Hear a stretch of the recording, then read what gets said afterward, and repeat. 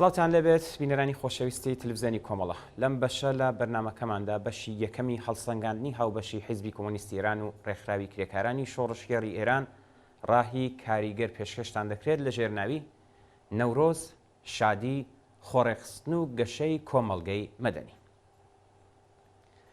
یەکەم، ئەمساڵ ڕێوڕسمەکانی نەورۆز لە سەرجەم شار و شارۆچکە و ئاواییە گەورەکان بە پانتایی هەموو کوردستان و هەروەها لە چەندین گەڕەک و ناوچەی تاران، مەشهەد، حافزیە، شیراز، تەختی جەمشید، چەند ناوچەی هەمەدان، گۆمبەت کاوز، ئیسفەهان، ماهان، ئیزە، ڕێزوانشار، بازاڕی شارەکانی گیلان و مازەندران، هاوکات لەگەڵکردنەوەی ئاگری نەورۆز و سەما و هەڵپەڕکێ و ڕەشبەڵەکی کچان و کوڕان بەبێ لە بەرچاوگرتنی حیجابی ئیجباری بە شێوەیەکی شکۆدار بەڕێوە چوو بە جۆرێک کە لە ماوەی 45 ساڵی ڕابردوودا بێوێنە بوو.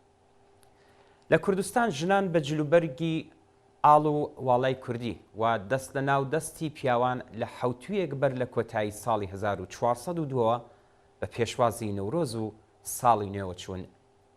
لە بەشێک لەو ڕێوڕسمانەدا دروشمەکانی ژن ژیان ئازادی و ئازادی، ئازادی، ئازادی و هیتر دەبیسترە و وێڕای سەما و هەڵپەڕکێ و مۆسیقای شادی بەخش، سرود و ئاوازی شۆڕشگێڕانەش دەوترایەوە.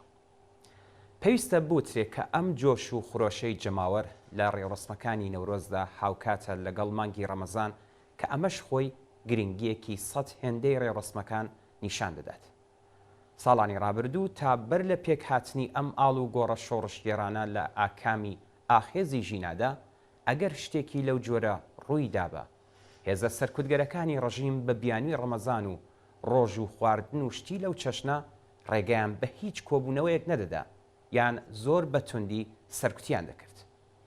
بەڵام ئێستا لە زۆر حاڵەتدا تەنانەت ناوێرن هۆشداریشیان پێ بدەن. خەڵک کۆنتترۆلی شەقامەکان، مەیدانەکان، شوێنە گشتی و مێژویەکانیان بەدەستەوە گرتووە و لە ڕێگەی پەیوەندیەکی بەربڵاوی ئینتەرنێتی و کەڵگوەرگرتن لە تۆڕە کۆمەڵایەتیەکانەوە ناوەندی هەماهەنگی و کاری هاوبەشیان دروست کردووە و کات و شوێنی کۆڕ و کۆبوونەوەکان لەو ڕێگایەوە بە ئاگاداری گشتی دەگەن و ڕێوڕسم و کۆبوونەوەی شکۆدار لەو شێوەیە پێک دەهێنن. واقعیەت ئەوەیە کە لە ناخی ئەم کارنەڤاڵی شادیەدا وشیاری سیاسی و نەفرەت و بێزاری لە ڕژیمی ئیسلامی و ڕیشەکێشکردنی ئەو فەرهەنگ و دابوونەریت و شێوازی ژیانەی کە خوازیاری ئەو ڕژیمەیەوە هەروەها هیوا بە داهاتوویەکی گەشتگەرای کردووە. ڕێخستن و هاو ئاهەنگکردنی ئەم ڕێوڕسمانە لەلایەن کەسانێکی خۆشنێو، ناسرا و خاوەن کاریگەری و جێگە و پێگەی کۆمەڵایەتیەوە نیشانەی پێشکەوتن و ئاڵ و گۆڕێکی ئومێدبەخشە لە ناو کۆمەڵگەی مەدەنی ئێراندا. ئەم ئاڵ و گۆڕە دڵخۆشکەرە دەستپێکێکی زۆر گرنگ و بە نرخە لە ساڵی نوێدا و پێویستە بە هەند وەربژیرێت. دووهەم، لە ڕۆژانی سەروبەندی نەورۆز و سەرەتای ساڵی نوێدا چەند بابەتێکی نوێ دزی و گەندەڵی گەورە لە ئاستەکانی سەرەوەی ڕژیمدا ئاشکرا بووە. ئاشکرابوونی گەندەڵی ئیمام جومعەی تاران و زاواکەی و برای زاواکەی ڕسوایەکی دیکەی بە کارنامەی پڕ لە گەندەڵی و ڕسوایی دەسەڵاتدارانی دز و تاڵانچی زیاد کردووە. دوا بە دوای گەندەڵی ئیمام جومعەی تاران، ڕسوایی دۆسیەی بنەماڵە و نزیکانی مەهدەوی کەنی وەک بەشێک لە نوێترین گەندەڵیە لە قاودراوەکان لە سەروبەندی ساڵی نوێدا لە چاپەمەنی و ڕاگەیەنەرە نێوخۆییەکاندا بڵاوکرایەوە. لە دۆستیەی کازم سەدیقی ئیمام جومعەی تاراندا جگە لە ساختەکاری و دزی ڕاستەوخۆ دەرکەوتووە کە بەهۆی نزیکایەتی لەگەڵ خامنەی ئاسانکاری بۆ زۆر یەک لە دۆستیەکانی دیکەی گەندەڵی دارایش کردووە و لە بەرامبەردا دەستخۆشانە و بەرتیلی وەرگرتووە. ڕوونەکە ئاشکراکردن و لە قاودانی ئەو بابەتانە نەک لە ڕووی نیازپاکی و هەوڵدان بۆ ڕاستکردنەوەی بابەتەکان، بەڵکو نمونەیەکە لەو شەڕ و ململانەی گورگ و مافیاکانی ناو دەسەڵات کە سەبارەت بە پرسی دیاریکردنی جێنشین دەستی پێکردووە. واقعیەت ئەوەیە کە گەندەڵی لە کۆماری ئیسلامیدا بابەتێکی جێکەوتووە. پێکهاتەی حکوومەتی ئیسلامی سەرڕایبوونی ئیمپراتوریەتێکی ئابووری زەبەڵاحی ژێردەسەڵاتی سپای پاسداران کە نزیکەی 70% لە سەدی تەواوی ئابووری ئێرانی لەدەستایە بۆتە شوێنی چڕبوونەوەی دەسەڵات و ڕاندخۆڕی و گەندەڵی. بەڵام پرسی گەندەڵی لەم حکوومەتەدا هاوکات ئامرازێکی سیاسیشە. دەڕاستیدا لە کۆماری ئیسلامیدا گەندەڵی جۆرێکە لە گەندەڵی استراتیژیک کە لووتکەی دەسەڵات بە ئەنقەست وەک ئامرازێک بۆ درێژەدان بەمانەوە و دەسەڵاتدارێتی کەڵکی لێوەرگرتووە. کەمبوونەوەی بەرچاوی ڕۆحی ئارمانگەرایی و لاوازبوونی بیر و باوەڕ لەنەوەی نوێی ناوهێزەکانی ڕژیم و داڕمانی پێگە کۆمەڵایەتیەکەی، بازنەی گەندەڵی دارایی و مەیلی کەڵەکەکردنی سەروەت و سامانی کەسی بە تایبەت لە ناو بەرپرسانی باڵای حکوومەتدا بەرفراوانتر کردووە. خاوەنکارەکانیش بە تایبەت دوای کۆتایی هاتنی شەڕ لەگەڵ عێراق و دەورەی سەرۆک کۆماری ڕەفسەنجانی باسییان لەوە دەکرد کە گەندەڵی نەک هەر شتێکی خراپ نییە، بەڵکو ڕەوڕەوەی گەشەپێدان خێراتر دەکات.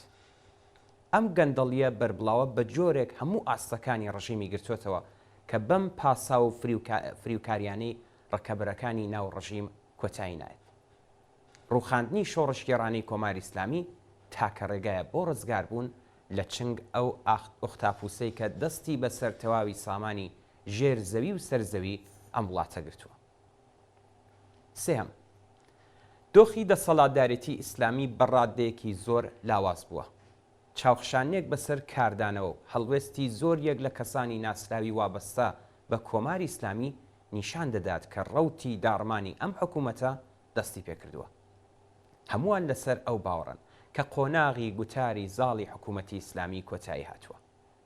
ئەم سیستمە ئیتر هیچی بۆ وتن نییە و مەسلەی داڕمانی تەنیا پەیوەستە بە کاتەوە نەک ئەگەری لە ناوچوون یان لە ناو نەچوونی.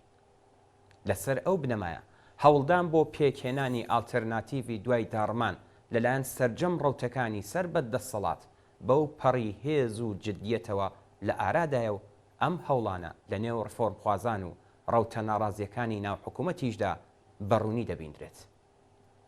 وا دەردەکەوێت کە ئۆپۆزیسیۆنی ڕاستی ناوخۆ و دەرەوەی وڵات بە باشی هەستیان بە پێویستی یەکتر کردووە. خاڵی هاوبەشی هەمویان بریتیە لە دژایەتی بەرامبەر بە وەرچەرخانی کۆمەلگا بەرەو چەپ بوون. هەموو ئەو لایەنانە لە چین و توێژەکانی خوارەوەی کۆمەلگا و وەرچەرخانی بەرەو چەپ دەترسن و هەمویان نەفرەتیان لە چەپەکانە و چەپ وەک هەڕەشەیەکی جددی چاو لێ دەکەن. ئەگەرچی ئەوان وا نیشان دەدەن کە چەپ لە هاوکێشەکانی ئێستای ئێراندا هیچ جێگە و پێگەیەکی نییە، بەڵام لە پەرەسەندنی پێگەی چەپ لە ناو کۆمەلگادا گەلەیەک نیگەرانن. خاڵی جێگای سەرنج ئەوەیە کە لە قسە و باسەکانیاندا هیچ ئاماژەیەک بە خەباتی ڕێکخراوە سنفیەکانی مامۆستایان، قورسایی و جێگە و پێگەی خانەنشینان، ناڕزایەتی کرێکاران و تەنانەت پرسی ژینگەش ناکرێت. هەموو گفتوگۆ و لێدوانەکانیان تەنها پەیوەستە بە بواری سیاسەت و چۆنیەتی گۆڕینی بە شوێنەی پێکهاتەی سیاسی وڵاتەوە. بەڕێزان، بەشی دووەم و کۆتایی ئەم بابەتتان لە وتاری ڕۆژی سبەینێدا پێشکەش دەکرێت. ئەمەی کە پێشکەشتانکرا بەشی یەکەم بوو، هیوادارین کە جێگەی سەرنجی ئێوەی خۆشەویستیش بێت. کاتێکی خۆش.